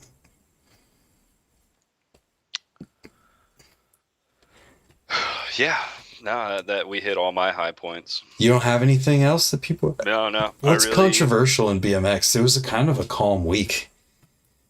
Well, compared to... the madness that was the previous 2-3 month. Yeah, I mean, it was kind of status quo week in BMX. I have been like, there's this, shit, I don't even know how to tie this into anything we've been talking about. That's fine. We need to pivot. Yeah. I've been, so like, I go through these phases where I just get like super attached to one style of video, and that's like what I watch in my downtime. And like sometimes it's like Counter-Strike podcasts, or it's like video documentaries about like sports, or it's shit like that. The one I was on today and yesterday is there's this YouTube channel, and it's a skateboarding YouTube channel. Crucify me. You just said if it has to do with skateboarding, you're not watching it. They're video essays. You're a hypocrite. It's okay. It's called Dumb Data. So he like super analyzes either like skateboarding YouTubers or like Battle at the Barracks. He'll do videos about those, and he breaks it down. He'll be like, nollie backside 360 flip is a trick that's only been done in Battle of the Barracks 14 times with a success rate of 64%. Yeah, it's fucking amazing. Yeah, but he did one on Gifted Hater, and it like started this actual kind of like back and forth. And the guy, do you know who Gifted Hater is? You ever watch any of that? Gifted Hater is another skateboarding YouTube channel. You watch multiple after what you said? I've only watched one Gifted Hater video, but I know because of the cultural impact. Hey, I do field Noah's research, a okay? hypocrite. I hate on it. I watch them to hate. I leave dislikes. I do. And then I leave a comment that says, "Buy a bike, you fucking wood pusher." Clip it. Post it everywhere, people. Yeah. My favorite thing about I better not say it. Continue your story. Yeah, you're right. Gifted Hater. What does he do? Yeah, Gifted Hater. It sort of like what Causing a Scene was supposed to be, but like better and more focused and bigger and not as many crybabies. No, way more. Okay. Way worse.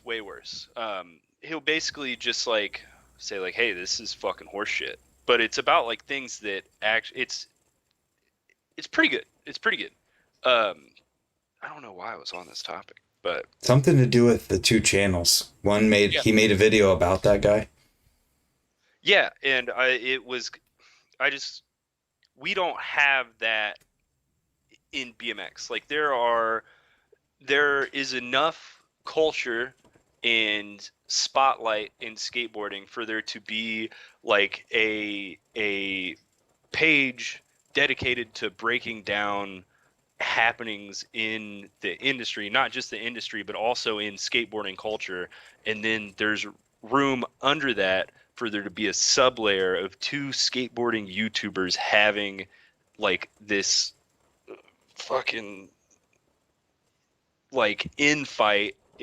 I don't know. It just made me to contrast that against like the hell week BMX went through. It's like really comparatively, it was just like, we had a bad week where people were kind of shitty to each other, and now we're like back to status quo. Like we got over it. We don't have that sort of. We don't have that. We don't have like we don't have 18-year-old girls wearing fucking Little Devil t-shirts and then us bitching that they weren't into Thrasher when they were cool. Like it's not the same. We don't have it. What do you think makes skateboarding I don't know, is skateboarding just that much bigger than BMX? Way fucking bigger. Is it? I wonder what the actual numbers would be like industry wise. Because you got to think the barrier to entry. What do you have to do to say you're a skateboarder? Buy a fucking skateboard. That's it. $120. Okay. For a decent one. You get a dog shit one on Amazon for $60, right? Just like you're going to get your kid a skateboard so they can see if they stick it out. You know what I mean? It's a lot easier to latch on to skateboarder culture, especially now when it's like in like the out group, the anti-culture is now culture, right? So it's like it's in to wear the Thrasher hoodie. It's in to say fuck the government and be a punk. Took a turn. You know what I mean? Like that's what the fucking cool kids do now, whereas that used to be the fucking outcasts. Like it's cool to look like an outcast now. So like, yeah, it's a lot easier to latch on to skateboarding culture than it is BMX culture, because you can go skateboard in a fucking parking lot and learn how to ollie in an hour. Whereas like if you really want to get deep into BMX culture, it's kind of got a barrier to entry where it's like not only does the equipment cost more, but it's like there's less people doing it, so you're less likely to find a peer group.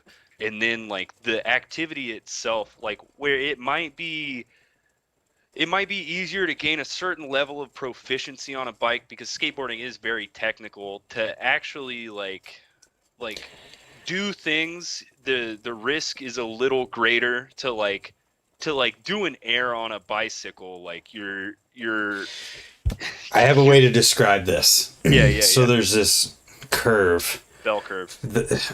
Would you call it a bell though? Because what is it when you go over the edge on the other side? Does it look like a bell? Well, I don't know that I think it ends up here.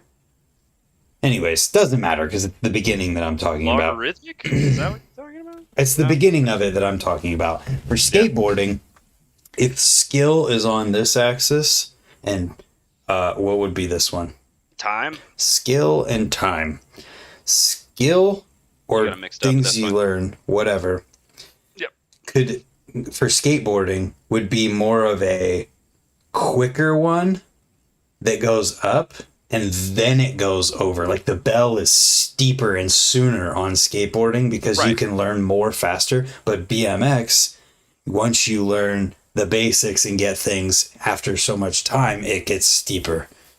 A little bit. Yeah, I think like once you're on the bike, like after the price point thing, like you can go to the skate park and have fun on a bike a little easier than you can on a skateboard because you can just go over the hump. You can hit the berm. Yeah, but to Whereas like actually learn things is different right, than right. that. So it's like the first step I feel like is easier on a bike, but that second step is fucking huge. Whereas I feel like the first step on a skateboard is a lot smaller, but I've mixed that up. Like the gap between riding your skateboard in a smooth line to flowing around the skate park is way further than the gap between learning how to ride a bike and pedaling the bike around the skate park. We You know what I mean? need to do a test. We need to find someone who has never ridden or skated in their entire life and dedicate like a week to BMX and just see what they can learn in 1 week, and then a Yeah. week to skateboarding and see what they can learn in 1 week of each.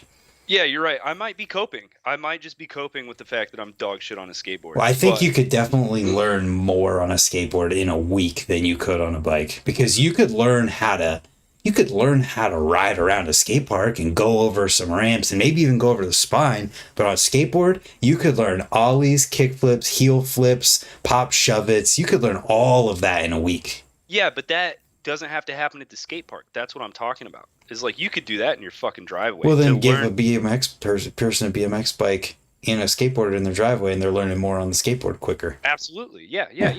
That's the inverse I'm talking about. Is like you can flow around on the bike quicker than you can flow around on the skateboard. Like the board control is so technical, whereas like bike control you can like learn on a gradual basis. Like you can just work your way up the quarter It's pipe. probably the same. Maybe. I don't know. It's probably the same. Fuck skateboards, dude. Bikes are cool. But I think you could definitely learn more tricks faster on a skateboard. Just because, I mean, think about it. Any trick you do on a bike requires a certain amount of stuff before you can even try the trick. Yeah.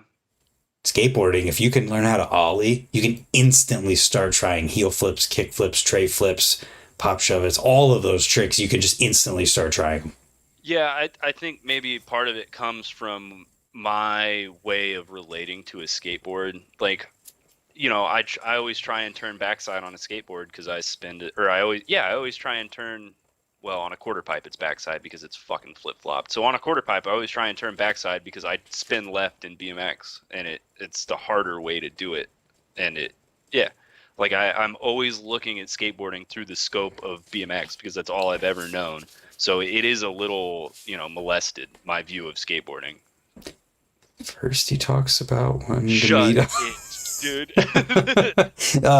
Have you ever noticed that BMX riders who started BMX first and then just picked up skateboarding, a lot of them, or BMX riders who just jump on a skateboard, they can't do the whole like parallel to the board with their whole body thing? Like on a skateboard, if you ride BMX, because we're facing forward and not facing the opposite or right angle to where we're going, you turn and you face forward while you're skateboarding. Yeah, I do that. I do that too. I do it on whenever I have to put a scooter kid in his place too. I ride a scooter like both feet side by side. Like, oh, that's funny. pedals, dude. Yeah. And they're like making fun of me, and then I like bust out of the fucking double whip air, and I'm like, "Shut up, get off the fucking sub box, dude." That's funny. Yeah. Oh gosh. So, did you see the Flatland thing that just came out today or yesterday? The ABMX, the ABFL or whatever it is, AFL. I don't know. It's acronym. No, I haven't seen it. What is it? Terry Adams posted it. It's basically like the new AFA. Oh, really? Yeah. I don't know what he's involved to with it, but I'm working on figuring out that. Yeah. what do you know about it? Is it like a USA BMX style thing where they have like X amount of They're stops and they're it's doing pretty 3 contests this year. I don't know if there's structure to it as far as points or anything like right, that right. goes. I just saw that they're doing 3 events. Yeah, I mean, I think the key to reinstating flatland is kind of the same thing when we talk about getting freestyle in a hole, a good foothold with the Utes. It's like until you have a tangible product to sell at the ground level, you can put on as many AFA championships as you want. You're not really going to get a sustainable amount of new members or new riders. Like there has to be like a level of entry where it's like I have this 10-year-old who thinks he might want to, do whiplashes in the parking lot. I can take him to the local flatland meet and expose him to that. You know what I mean? I think that's really what the whole sport needs, just de facto. Yeah, it's kind of like how a ton of BMX companies have way too many bikes to sell right now, and trying to sell them to BMX riders is not how you're going to sell them. So Mm-hmm. having a whole bunch, like, you have to branch outside of your group if you want new people to come in. Yeah, it's a systemic issue. Yeah, we can bitch day in and day out about marketing to the Utes in that sort of thing, but it really does kind of bleed out of every facet of BMX. Like you need a place for them to ride them. You need like organizational bodies that give them something tangible to go to. You need marketing material that speaks to that demographic. Like it's not one thing that you can point at like that. And the issue by itself stems from a worldly variable that nobody is at fault for. Like somebody is at fault, but we're not going to get into that. It COVID put us in this Oh, predicament. Like it put a lot of people in this predicament, right? Like it's not somebody could have forecasted it, but we fucking didn't. So now we got a bunch of bikes, and yeah, I get completes at a lower rate than I would have because they're trying to clear their shelves. It's I good for me, bad think for BMX, but I think the flatland problem isn't a super hard one to solve. I don't even know if that's a problem. I think getting more people into flatland could be as easy as having a flatland jam Friday night before a USA BMX freestyle contest where there's people, you just send out someone who does flatland, have them ride and try and teach kids or see if anybody wants to get in on it, have some prizes, whatever it might be. Or yeah, any type of contest. Carl at Cornhucket has flatland there and has people there. That no right, doubt is going to get a couple people interested in flatland. And if more right. events, it basically just needs a consciousness of being involved with BMX as a whole versus making two separate things. Right, right. Yeah, and that's kind of the idea is it can't be a one or two pieces here. This gets a couple people, that gets a couple people. You need a mountain of those things before it adds up, right? So Mm-hmm. it does need to kind of be like a shift in the consensus, like a new part of the zeitgeist that is just like, yeah, this is part of BMX again. Dude, they really should do flatland contests at the USA BMX ones that are just two totally separate, like, groups of people running them so that you don't have to have like a crazy amount of like responsibility on Mhm. a few people, where you just have both things going on at the same time so that you have more people and more people seeing all of it. I think that could be awesome for BMX as a whole, because then you'd have more people that just want to go. Right. Yeah, yeah. That would be Yeah, sick. I think it takes things like that. I think, especially in flatland, I think clinics would help a lot, which is something that you used to get a lot in racing, where like Friday night after the local or practices, they would have like a clinic where whatever pro that they picked that week would go out on the track with like whatever kids signed up, and you'd be like, this is how you push somebody up a berm, this is how you take a roller, you know, like that sort of thing. Because like flatland, really, you kind of do need like a tutor to be like, this is called a fire hydrant. Like Yeah. this is the difference between a fork glide and a half lash. And Dave Norrie's being that person. The thing is, he's got to get people there. He's making all the videos and everything and doing an awesome job and everything.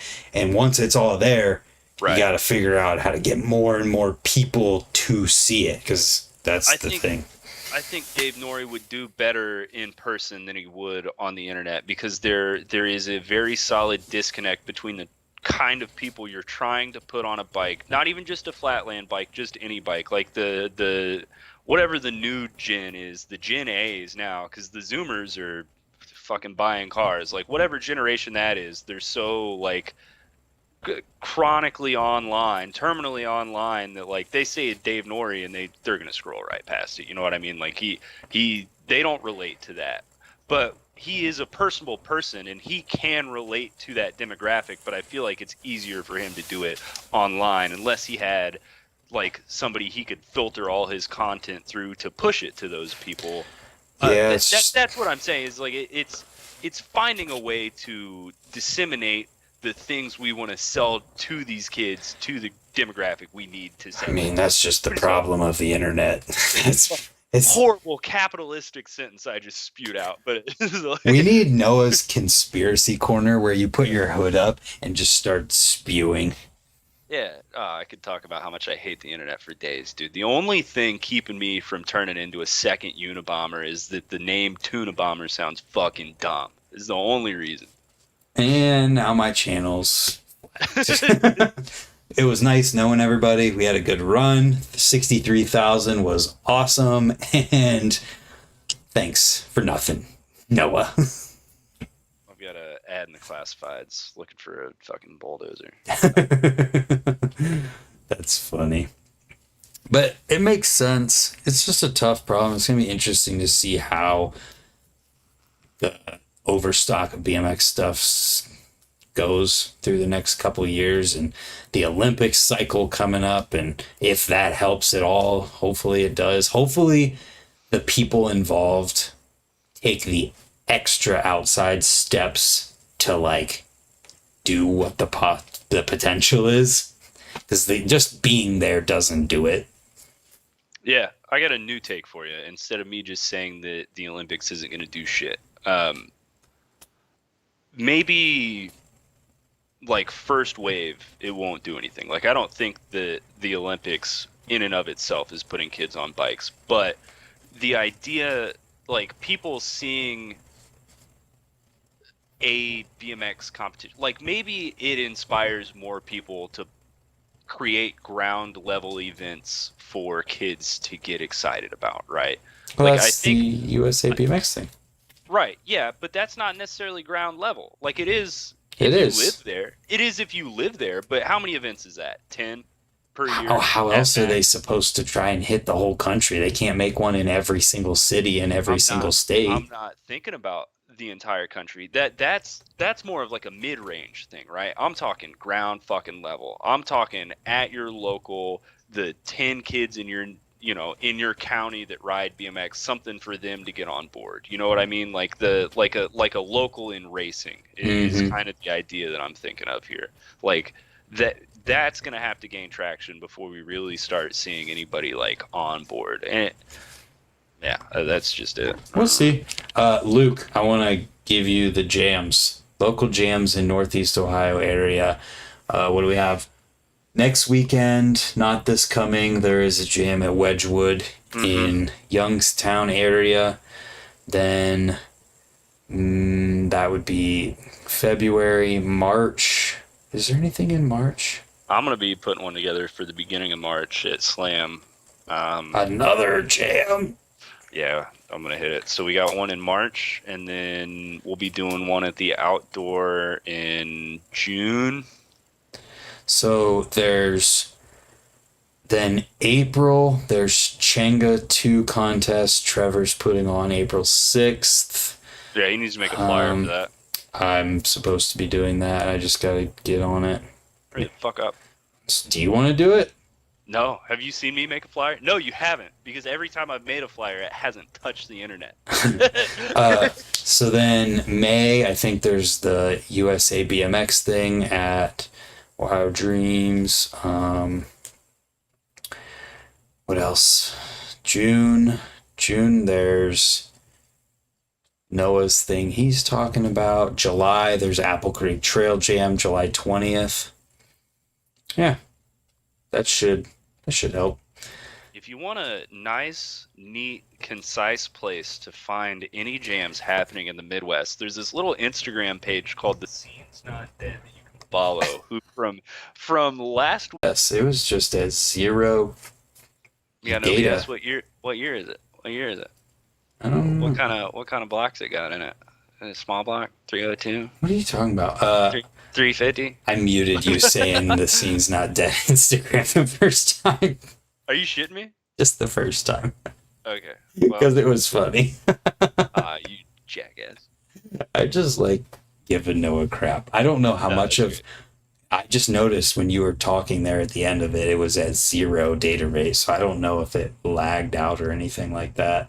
Well, if they didn't see it, then they don't get to see it. That's the just, Scene's Not Dead Instagram page. Noah is making sure that the scene is not dead.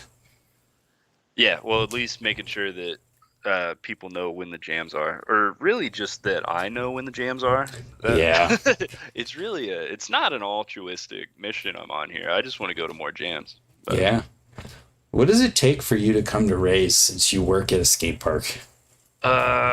It takes less things going on. You know, I've been offered to go to Rays probably every weekend this winter, and it's kind of this battle between like, how bad do I want to go, and am I willing to pay for somebody to cover me? And usually it's like, well, I'm going to spend the money to have somebody cover my hours while I'm going to the Wedgwood competition or jam, right? And it's like, do I really need to go to Rays?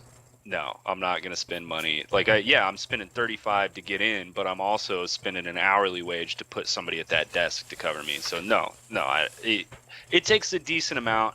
And also, like, the year before, at least, I went to Rays like 11 times over a winter, and it's like, I don't need to go that bad. You know, like, I get so tired of hearing kids be like, oh, I'm going to go to Rays, learn how to fucking backflip tail whip. No, you're not. Fuck you. I'm over it, dude. Jeez. They've got a resi. Whoop-de-fucking do. I don't care. You have a resi too. Yeah, it's outside. You can't ride it. That's the best thing about my job, dude. It's like, oh, can't wait for summer. You ride the resi. Be like, I don't give a shit. Go ride the skate park, dude. Yeah. Go do a peg bonk. I want to see a peg bonk more than I want to see you do a backflip or a tail whip or a bar spin. Keep going. Put your hood up. No, it's a authentically Midwest thing. Like the amount of kids at a skate park you'll hear be like, oh, I can't wait to go to Rays in 3 weeks so I can learn how to bar spin. It's like, you can learn right now. You just got to not be a pussy. Like that's all it takes, you know? Oh, that's funny. So I'm torn with the Wedgwood thing because I always like going to Rays and doing some type of video for Women's Weekend.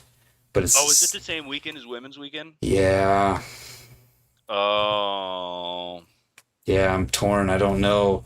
I thought about going up to Rays Friday afternoon when they start letting people in and being there for that and then going to the Wedgwood thing Saturday. But then I'm like, I don't know because more people will be there on Saturday.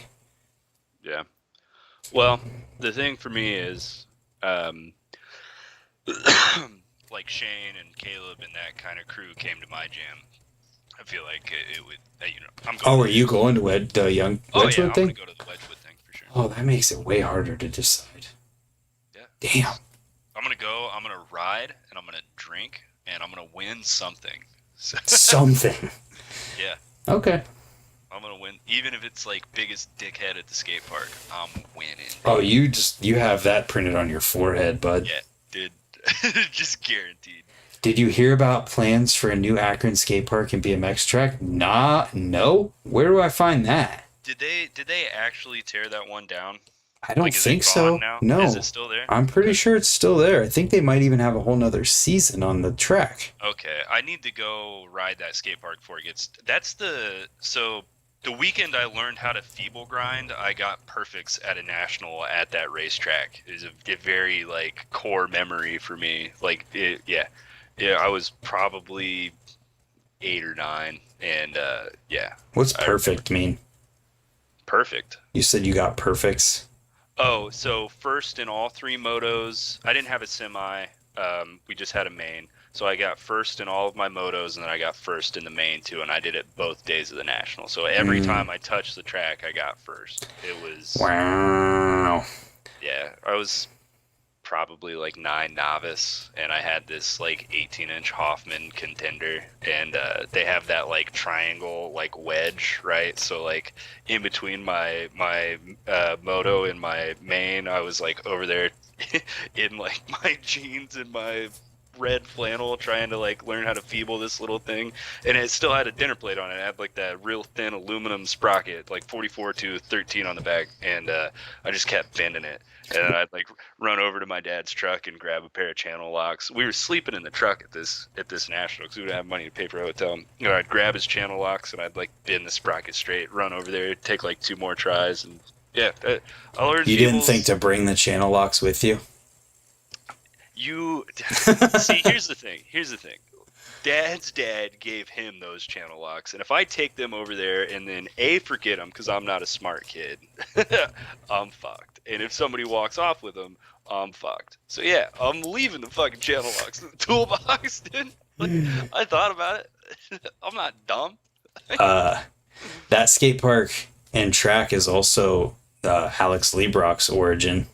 Lebrock, when we were talking about favorite colorways earlier, I was trying to think of his name. That bike, I don't know if he still had it, but he had this bike that had like a nice, like just matte black. I think it's matte. It might be like a semi-gloss, but it's a black frame, all chrome components, black grips, white walls on it. That bike looks like a fucking low rider, dude. It looks like a hot rod. It's Yeah, a slick. It's one of the only bikes I've seen in the wild and been like, I'm feeling, I'm feeling something like that. That's that's doing it cool. for me.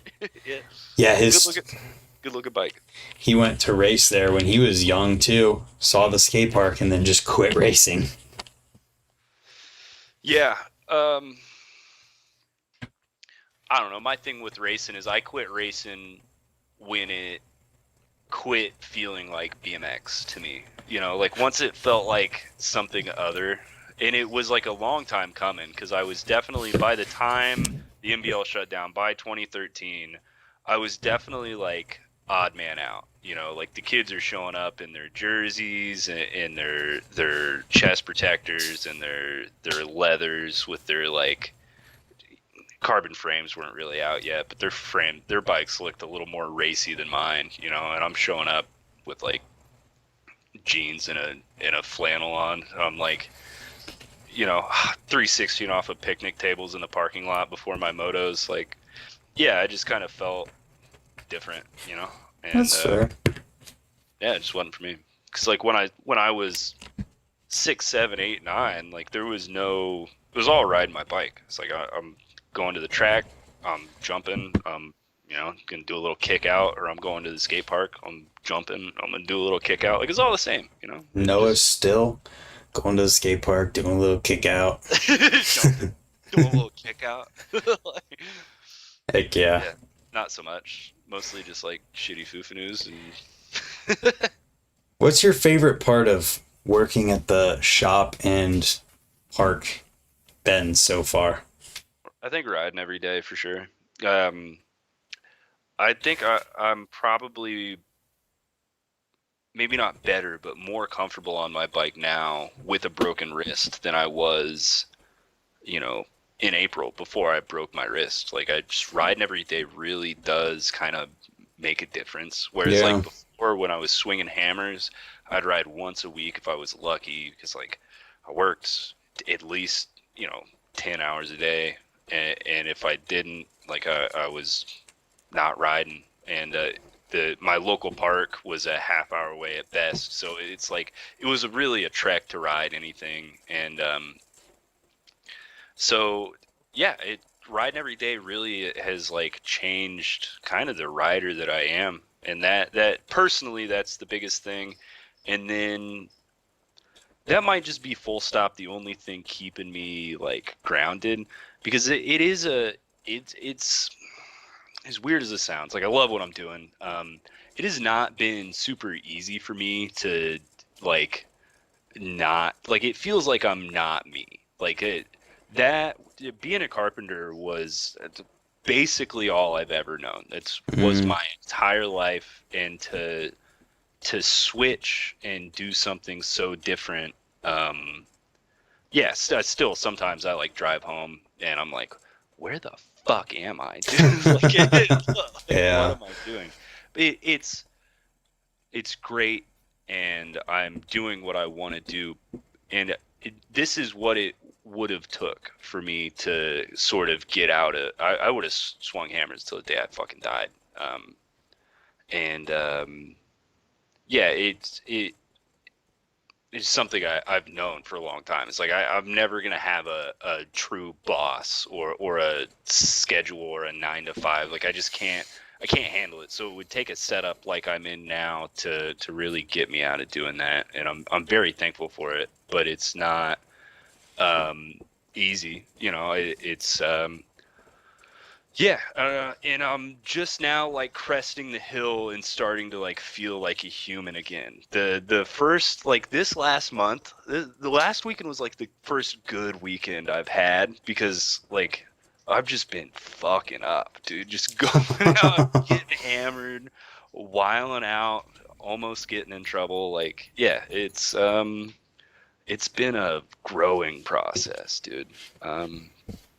So yeah, I guess that's one of my favorite parts too. Is like it's definitely like forced me to be a different me and like grow, and that's something that like is, I'm sorry, this is a long-winded rant, but like that's another part of life that's always been inevitable to me. Is like I could never sit and do the same thing just day after day. I could never work in a factory and stamp out parts on the same machine, or go run through spreadsheets at the same desk. Like I need a certain level of like ambiguity, or at least like liquidity to my life, to where it's like it can shift. I like that ebb and flow of life.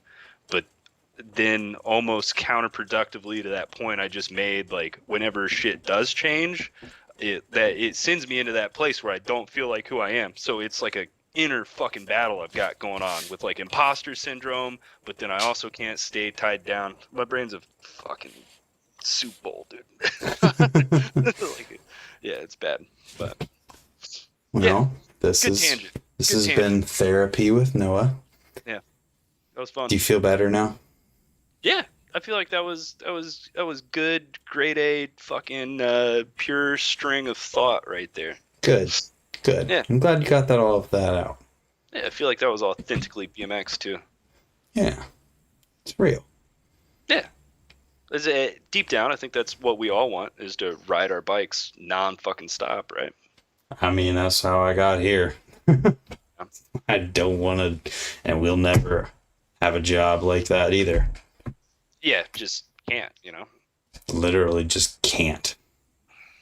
Yeah, I've known it like since my first job, when I was like working at Hardee's, and I was like, I'm doing this because I have to, like I want to make money, but it's like I'm not doing this forever. Mm-hmm. Like, fuck this, you know. Yeah, man. Talking helps. Yes, it does. It do. What's on the horizon? So you're coming out here next weekend. Coming out here next weekend, a lot of, now that we're coming out of the indoor season, trying to kind of shift gears and stop relying so much on admission fees, right? So one way I want to tackle that is events, not necessarily like core focused events, but a lot of also community focused events. Mm. stuff for like the locals. You know, maybe not the most core people, but things Yeah. like that. Events, the you know, lock-ins and something for Valentine's Day. The one I was talking about in June, like there's going to be a jam aspect of that that's like for the scene that's more core, but the majority of that we like block off the street. We get vendors from around town to come set up booths and sell things, and it's really a community focused kind of event, that one. And kind of ideas that I want to work into. Like I want to have like hardcore shows at the park, like through the summer, just anything to you know, kick up some revenue. Revenue. Yeah, yeah, that sort of thing. Um, and then the other half of that is working on bikes. That's going to be the other thing that keeps the doors open to the skate park, is service. Try and work on your mom and dad's bike. So that's on the horizon. Outside of that, these next weekends, Wedgwood. Weekend after that, I'm still debating on whether or not I'm gonna make it to Swamp Fest. I don't know. There's no way at this point. It's 2 weeks away. But the only thing stopping me from going is me. Like that, you know, like I can go. It's just whether or not I want to drive my $600 Chevy Lumina to fucking Florida, dude. That's the, you That know. sounds like a mistake. Yeah, everything I do is a fucking mistake, dude. Ouch. Yeah, I could make it there, dude. Swamp Fest is gnarly. I'm not going this year. Yeah. I'm excited to see what happens there. If my boyfriend's not gonna be at Swamp Fest, I'm sure as fuck not going, dude. You can hang out with Trey. I don't have to be there. You can go hang out with Trey. Oh, Trey. See, my brain was like Trey who? And then I was like, oh, you mean like Trey? The Trey behind Swamp Fest. Trey. I was like, who do I know named Trey? That's funny. But, yeah, I don't know. It's like, it would be nice to go actually ride at a Swamp Fest. I haven't really gotten to do that. So, Then just go for Friday and come home. yeah, are they doing the jams Friday, Saturday this year? I don't know, actually. Yeah. Yeah, I'm curious to see what happens this year.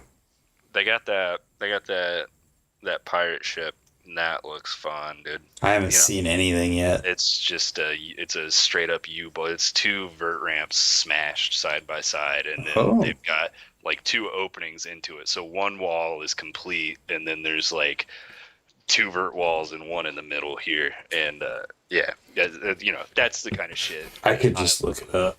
That's kind of the shit I live for. Just dog shit quarter pipes, dude. You should have a King of the Resi contest this summer.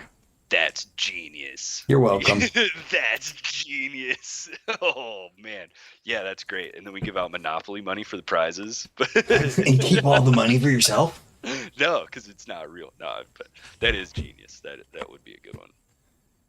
Is there no pictures? Yeah, that's a great idea. We could have a parking lot jumping contest. Yeah, that's what I'm saying. Yeah, and then we could do like a little street demo right beside it. I'll build some bullshit hubbas. Yeah. Scoot a picnic table over there. Then we have Austin Andrews do 360s to flat, like the circus animal that he is. Dude, this freaking pirate ship thing looks crazy. Yeah, it's great, isn't it? Huh. Good for them. Yeah, I just don't know. Like, the BMXer in me is like, yeah, I want to go stunt, you know? Yeah. But I also know me, and it's like, I'm just going to go get hammered. Like, I'm just going to go get drunk and sit around a fire. Like, I know who I am. What has been the tallest drop-in on a BMX bike? Let's answer this question live. Matt Hoffman, when he did the high air, got towed in. Actually, I don't know if that's... That's not a drop-in. He dropped in on it. Yeah, but that's still not the biggest one. There's no way. I think that quarter pipe was 24. I think. if anybody's dropped in on the X Games Mega Quarter, then that would be it. That's how tall's uncontainable? That's not a drop in. That's still cap. dropping in. I don't think so. I mean, if it did count, yes, that would probably be the highest. But so we need to know if anyone's ever dropped in on the X Games Mega Ramp Quarter. Yeah, that's it. Matthew Bernard, you're not going to see this, but hopefully that helps. Container height. 10 feet.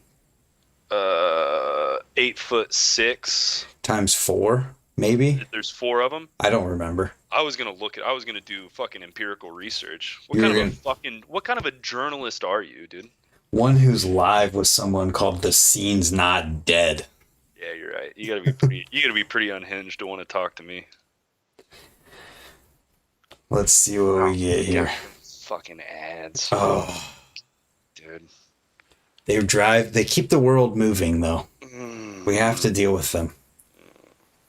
I wish it was just BMX ads. Yeah, still waiting. I never bitched about watching an ad in props. Think about that. Yeah, well, that's only 3, not even close. Oh, so it's 20. That doesn't take. I said that really shittily. It doesn't take away from how nuts it was. What do you mean, not even close? 8.8 feet 6 inches. Foot. That's 25 feet, 25 and a half. Oh yeah, I forgot about the 6. Whoops. Yeah, that's 25 and a half. So by my logic, it would be higher than the Matt Hoffman high air, or the high air quarter pipe that he dropped in on. We need to know about the mega ramp. I guarantee somebody's dropped in on that. There's no way they haven't. Right, and it's 27 and a half, but 28. So that'd probably be it. And what's the only other quarter pipe bigger than that? The like super secret one. Was it Danny Way or Bob Bird? It might have been. No, it's Danny Way's ramp. Yeah, the one that's like on the fucking island or something. I have no idea where it's at. The one that Hoffman went like higher than his original vert. Yeah, and obliterated himself. Yeah. Yeah. Matt Hoffman highest air. Noah types with one finger at a time. What about the Woodward Mega Ramp Quarter? I think that's 19. Yeah, for sure. The mini Mega, and they don't have an actual Mega anymore. Did they at any point? I'm pretty sure. I remember seeing people ride it. Hawaii. Dang, I didn't know that. Yeah, I wish I knew how high this quarter pipe was. Yeah, there's. Well, how do you? Danny Way ramp height. Oh, that's. But did he drop in on it? Now we're. The ramp. Wait, what? Oh, this is not what I was looking for. Yeah, I'm talking about the one where he got towed in on the motorcycle. Yeah, I'm talking about Danny Way's ramp, but I don't see how tall it is. Right, and we don't know if he dropped in on that one. Yep. He very well may have, but I've never seen that. I've seen the clip of him dropping in on the one where he got towed in by the... Well, anyway. Yeah. Noah, we've been going for 2 hours. Yeah. Any last thoughts? Any last... Casey Smith's in here. Hi, Casey. He just said, up. Yeah. Yeah, is that mega quarter pipe still in Hawaii, Casey? You need to take a day trip. Go find that. Go table it. You need to go film a Death Bowl style internet documentary about finding Danny Way's 80-foot tall quarter pipe or whatever the fuck it is. That's funny. With that, go follow Noah on Instagram. He's going to tell you every jam you need to go to. And then not post riding clips unless they're sketchy on his personal. Sketchy and blurry. There it is. Fun fact. If it's not sketchy, don't post it. One time, Noah took a clip I sent him and degraded it on purpose to post it. Yeah, my favorite part about that clip is you commented it immediately. You were like, you fucking made it shittier than it was. I was like, he called me out. I was sitting next to somebody when you did that. I was like, he got me. That's funny. We'll do another one of these soon. Maybe we can get Casey to join from Hawaii or get somebody in here. You know who really wants to join really bad? Who? Jeff Mead. Yeah, Jeff. He called me on the way. He's playing fucking darts right now. Which We can't do it on a Thursday then. exactly. Yep. Okay, we'll figure another one out soon. We'll bring Jeff Yeah. on. We'll chit chat. Jeff Mead and Zach Gerber. Those are the BMX After Dark slotted guests. Okay. Sounds All right. good. Have a good night, everyone. We'll see you next time.